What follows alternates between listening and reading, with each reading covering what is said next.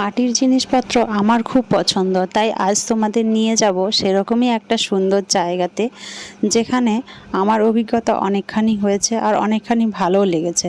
আশা করি তোমাদেরও ভালো লাগবে। আমি নিয়ে যাব কেরানীচটির এই সুন্দর একটা দোকানে, যেখানে মাটির সমস্ত জিনিসপত্র খুবই এখানে মাটির সমস্ত কিছু পাওয়া যায় না দাদু? আচ্ছা,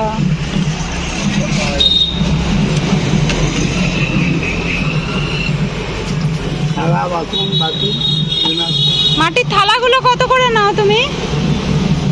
যেরকম থালাগুলো 70 টাকা 800 টাকা 600 টাকা বলতে হবে। আমি আরেকদিন আসবো দাদু, হ্যাঁ, থালা নিতে আসবো তোমার কাছে।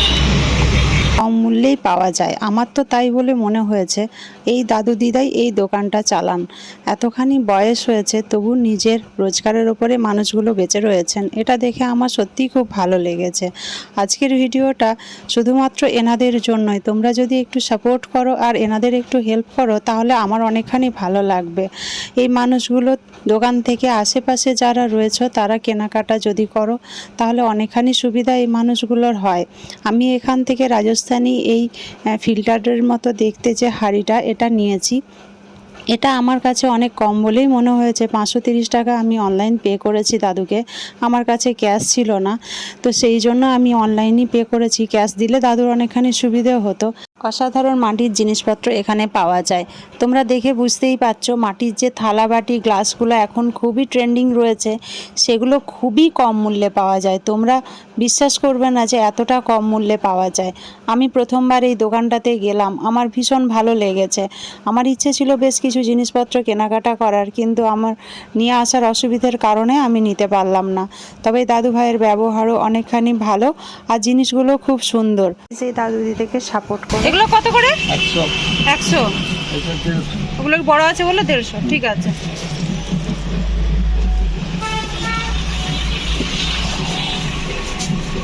তোমার এই জায়গার ঠিকানাটা আমায় বলো তো দাদু, আমি আবার আসবো। আমি তোমার সব দেবো। আচ্ছা, ঠিক আছে, চলো। আমি ওনাকে দোকানের অ্যাড্রেস চেয়েছিলাম, তাই উনি আমায় একটা কার্ড দিয়েছেন।